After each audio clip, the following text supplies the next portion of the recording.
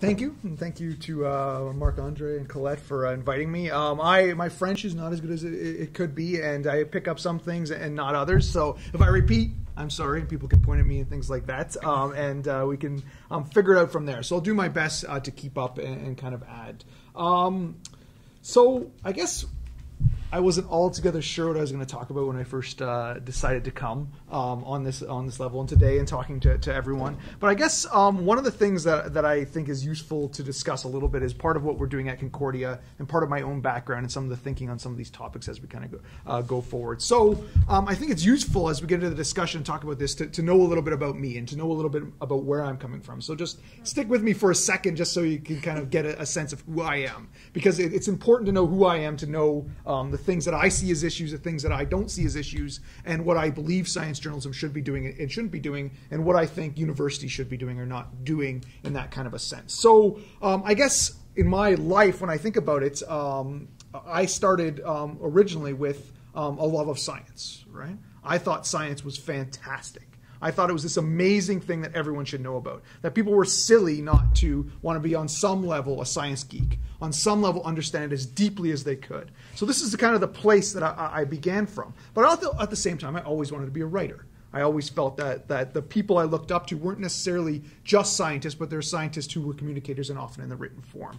So I had this kind of back and forth between wanting to be a scientist, wanting to be a writer, ultimately wanting to be a writer, but not really sure where to go. And science went out beginning for my life, in the sense partially just because I was pretty good at it, I guess, on some level. I wasn't great, and I was never going to be a great scientist. I knew that, but it was easy for me. It was extremely easy for me to study it in school, to go forward and kind of get it done. So I left my writing background, or any background I had or any interest in it, behind for a moment to start to study science. And I went off to Queen's University first in Kingston, and during a microbiology undergrad, fell in love with an amoeba, to be honest. And people have heard this story. I'm sorry to repeat it, but it's true, and I got to tell it a little bit. I fell in love with this amazing soil amoeba, Dictyostelium discoideum, in a dark biology classroom, and I think most science students might have a similar story, where basically I saw it up on the screen. We're in the old auditoriums at Queen's where they go up, and I was at the back sleeping, and someone kicked me and said, "Oh my God, you have to see this."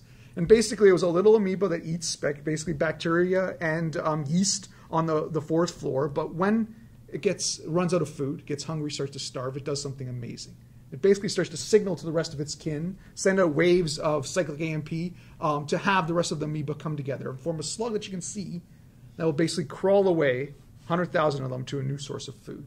Right? And this amoeba just intrigued me so much. I was so amazed with it, especially when I heard the description of it and talking about how 30% or so of those cells in that slug of about 100,000 that came together to find new life will give up their lives so that the other 70% can survive. So it was this idea of people talking about altruism and all these kind of things and the first cells coming together. I went off to do a PhD, basically. And as I went off to do a PhD on that organism, somebody at UBC, and this is how I got it stuck out in Vancouver, was one of the only people really to work with it.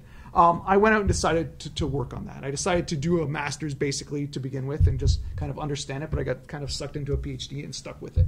And one of the interesting things, and the reason I tell this story, is because I really was from the very beginning interested in communicating scientists, interested in particular journalism because of the democratic potential it has, because it's what it's supposed to give to publics, what it believes in, and the ethic it comes with. So it was really, for me, it was science journalism and not science communication that I always wanted to do in my life. I didn't have those terms in my vocabulary at the beginning, and I came to them later as I started to study it, but that's really what I wanted to do. Current affairs, cutting edge, science that's breaking out, things that believes in what that value of that information is to particular audiences and people, and not just in the fact that everyone should have a textbook education in science. I'm not interested in people's textbook education in science. I'm interested in how science is moving, where it's going, how we as publics and people have our interaction with it, and how we move it or don't move it in particular ways. So not necessarily what was learned 30 years ago and I could learn it again and keep going forward, but what's happening now, why it's happening, and what might be going on versus not. But what was interesting is as I went through my PhD talking to this, I started to talk to less and less people.